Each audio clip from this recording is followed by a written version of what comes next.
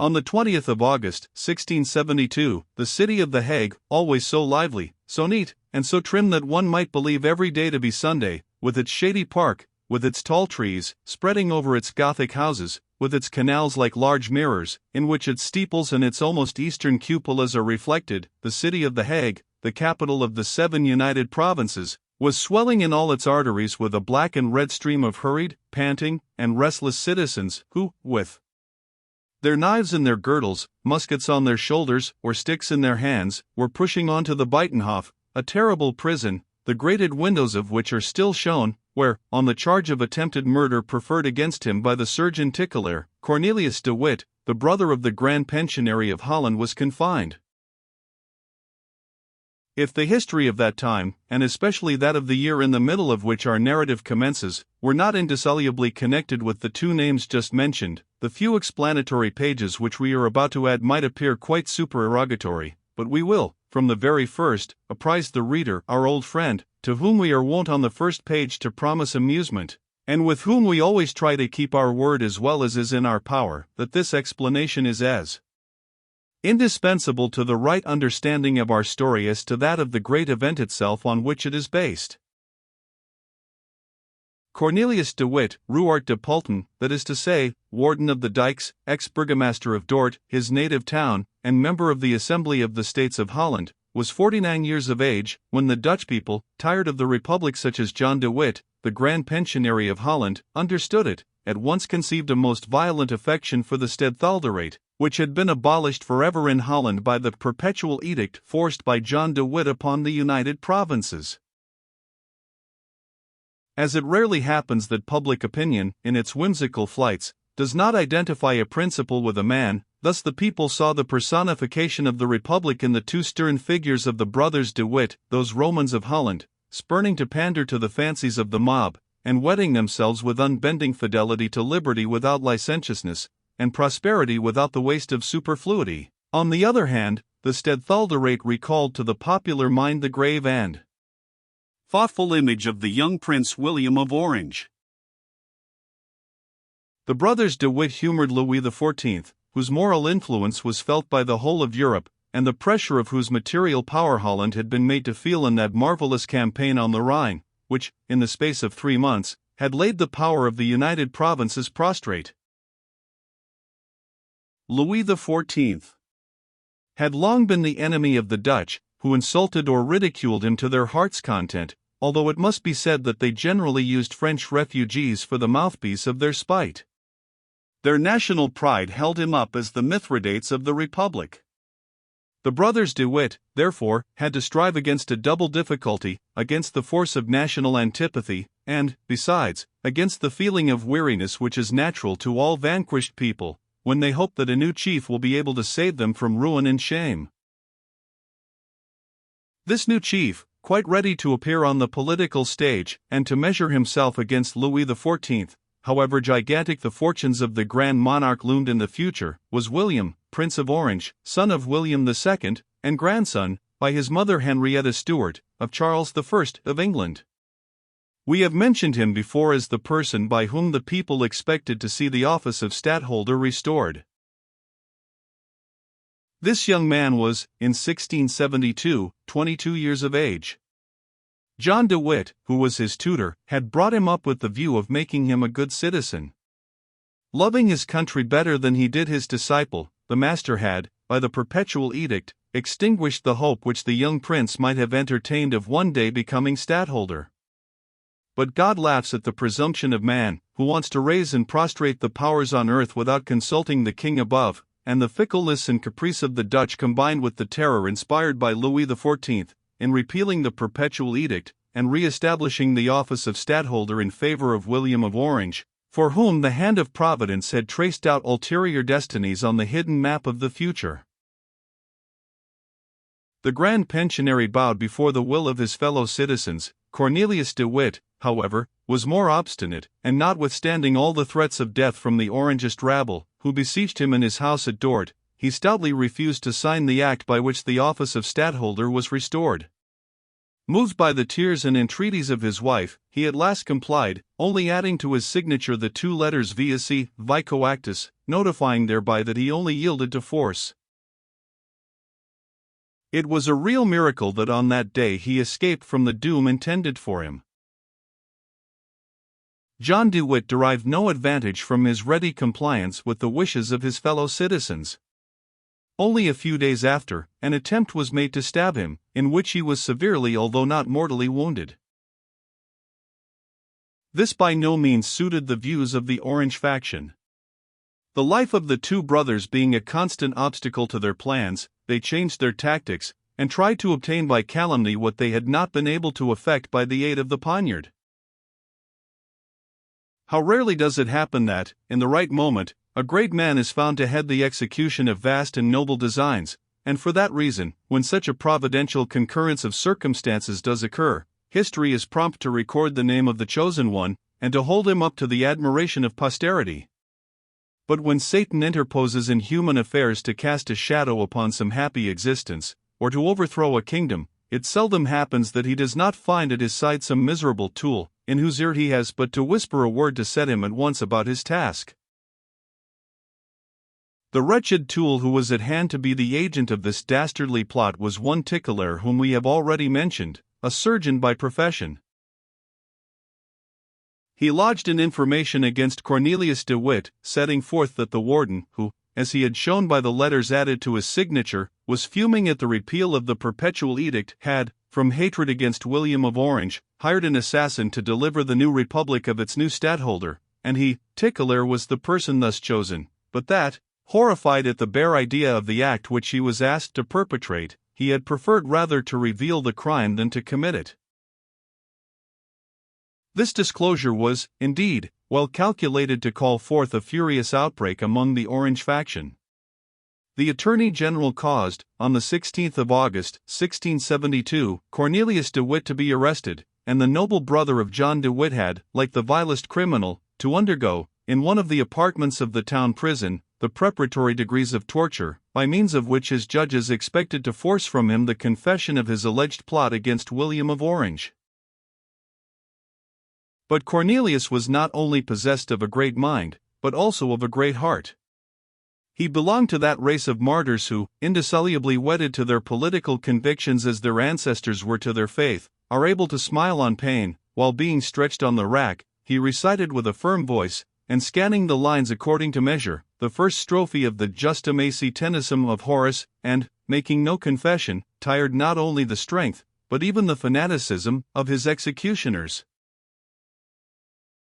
The judges, notwithstanding, acquitted Tickler from every charge, at the same time sentencing Cornelius to be deposed from all his offices and dignities, to pay all the costs of the trial, and to be banished from the soil of the Republic forever.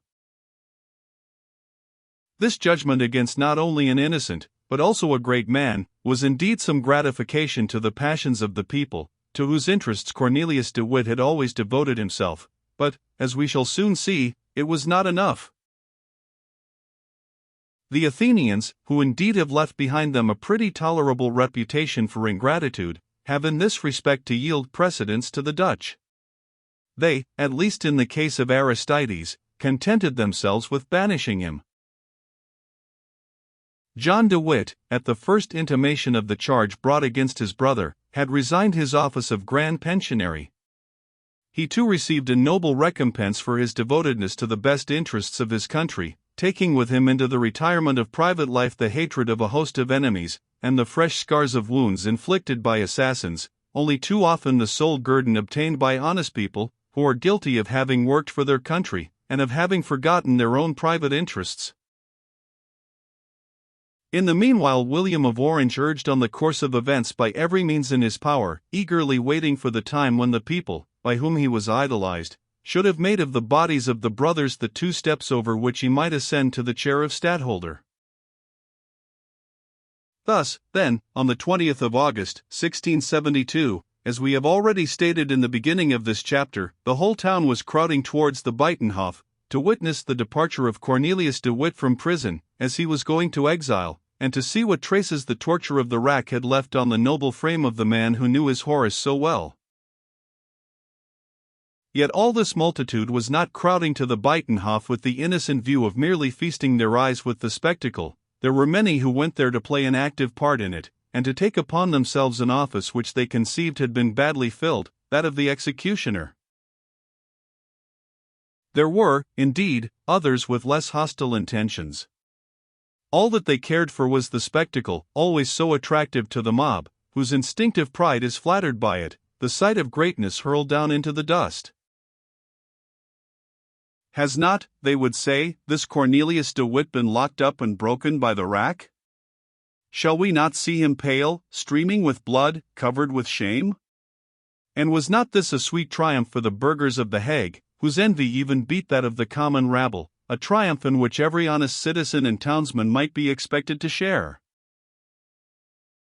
Moreover, hinted the Orange agitators interspersed through the crowd, whom they hoped to manage like a sharp-edged and at the same time crushing instrument. Moreover, will there not, from the Buitenhof to the gate of the town, a nice little opportunity present itself to throw some handfuls of dirt, or a few stones, at this Cornelius de Witt, who not only conferred the dignity of stadtholder on the Prince of Orange merely 6 coactus, but who also intended to have him assassinated?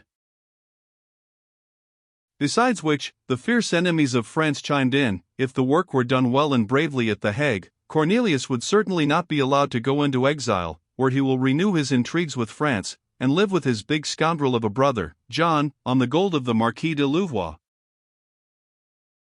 Being in such a temper, people generally will run rather than walk, which was the reason why the inhabitants of The Hague were hurrying so fast towards the Buitenhof. Honest Tickelaer, with a heart full of spite and malice, and with no particular plan settled in his mind, was one of the foremost, being paraded about by the Orange party like a hero of probity, national honor, and Christian charity. This daring miscreant detailed, with all the embellishments and flourishes suggested by his base mind and his ruffianly imagination, the attempts which he pretended Cornelius de Witt had made to corrupt him, the sums of money which were promised, and all the diabolical stratagems planned beforehand to smooth for him, Tickelaer, all the difficulties in the path of murder. And every phase of his speech, eagerly listened to by the populace, called forth enthusiastic cheers for the Prince of Orange, and groans and imprecations of blind fury against the brothers de Witt. The mob even began to vent its rage by inveighing against the iniquitous judges, who had allowed such a detestable criminal as the villain Cornelius to get off so cheaply. Some of the agitators whispered, "He will be off, he will escape from us." Others replied, "A vessel is waiting for him at Scheveningen, a French craft. Tickelaer has seen her." Honest Tickelaer! Hurrah for Tickelaer, the mob cried in chorus. And let us not forget, a voice exclaimed from the crowd, that at the same time with Cornelius his brother John, who is as rascally a traitor as himself, will likewise make his escape. And the 2 rogues will in France make merry with our money, with the money for our vessels, our arsenals, and our dockyards, which they have sold to Louis XIV. Well, then, don't let us allow them to depart, advised one of the patriots who had gained the start of the others. Forward to the prison, echoed the crowd. Amid these cries, the citizens ran along faster and faster, cocking their muskets, brandishing their hatchets, and looking death and defiance in all directions. No violence, however, had as yet been committed, and the file of horsemen who were guarding the approaches of the Buitenhof remained cool, unmoved, silent, much more threatening in their impassibility than all this crowd of burghers, with their cries, their agitation, and their threats. The men on their horses, indeed, stood like so many statues, under the eye of their chief, Count Tilly, the captain of the mounted troops of The Hague, who had his sword drawn, but held it with its point downwards, in a line with the straps of his stirrup. This troop, the only defense of the prison, overawed by its firm attitude not only the disorderly riotous mass of the populace, but also the detachment of the burgher guard, which, being placed opposite the Buitenhof to support the soldiers in keeping order, gave to the rioters the example of seditious cries, shouting, "Hurrah for Orange! Down with the traitors!" The presence of Tilly and his horsemen, indeed, exercised a salutary check on these civic warriors, but by degrees they waxed more and more angry by their own shouts, and as they were not able to understand how anyone could have courage without showing it by cries, they attributed the silence of the dragoons to pusillanimity, and advanced one step towards the prison, with all the turbulent mob following in their wake. In this moment, Count Tilly rode forth towards them single-handed, merely lifting his sword and contracting his brow whilst he addressed them. "Well, gentlemen of the burgher guard, what are you advancing for, and what do you wish?" The burghers shook their muskets, repeating their cry. "Hurrah for Orange! Death to the traitors!" "Hurrah for Orange, all well and good," replied Tilly, "although I certainly am more partial to happy faces than to gloomy ones. Death to the traitors, as much of it as you like, as long as you show your wishes only by cries. But, as to putting them to death in good earnest, I am here to prevent that, and I shall prevent it." Then, turning round to his men, he gave the word of command. "Soldiers, ready!" The troopers obeyed orders with a precision which immediately caused the burgher guard and the people to fall back, in a degree of confusion which excited the smile of the cavalry officer. "Halloa," he exclaimed, with that bantering tone which is peculiar to men of his profession, "be easy, gentlemen, my soldiers will not fire a shot, but, on the other hand, you will not advance by one step towards the prison." "And do you know, sir, that we have muskets?" roared the commandant of the burghers. "I must know it, by Jove, you have made them glitter enough before my eyes, but I beg you to observe also that we on our side have pistols, that the pistol carries admirably to a distance of 50 yards, and that you are only 25 from us." "Death to the traitors!" cried the exasperated burghers. "Go along with you," growled the officer, "you always cry the same thing over again. It is very tiresome." With this, he took his post at the head of his troops, whilst the tumult grew fiercer and fiercer about the Buitenhof. And yet the fuming crowd did not know that, at that very moment when they were tracking the scent of one of their victims, the other, as if hurrying to meet his fate, passed, at a distance of not more than 100 yards, behind the groups of people and the dragoons, to betake himself to the Buitenhof. John de Witt, indeed, had alighted from his coach with his servant, and quietly walked across the courtyard of the prison. Mentioning his name to the turnkey, who however knew him, he said, "Good morning, Gryphus, I am coming to take away my brother, who, as you know, is condemned to exile, and to carry him out of the town." Whereupon the jailer, a sort of bear, trained to lock and unlock the gates of the prison, had greeted him and admitted him into the building, the doors of which were immediately closed again. 10 yards farther on, John de Witt met a lovely young girl, of about 17 or 18, dressed in the national costume of the Frisian women, who, with pretty demureness, dropped a courtesy to him. Chucking her under the chin, he said to her, "Good morning, my good and fair Rosa, how is my brother?" "Oh, Mynheer John," the young girl replied, "I am not afraid of the harm which has been done to him. That's all over now." "But what is it you are afraid of?" "I am afraid of the harm which they are going to do to him." "Oh, yes," said de Witt, "you mean to speak of the people down below, don't you? Do you hear them? They are indeed in a state of great excitement, but when they see us perhaps they will grow calmer, as we have never done them anything but good." "That's unfortunately no reason, except for the contrary," muttered the girl, as, on an imperative sign from her father, she withdrew. "Indeed, child, what you say is only too true."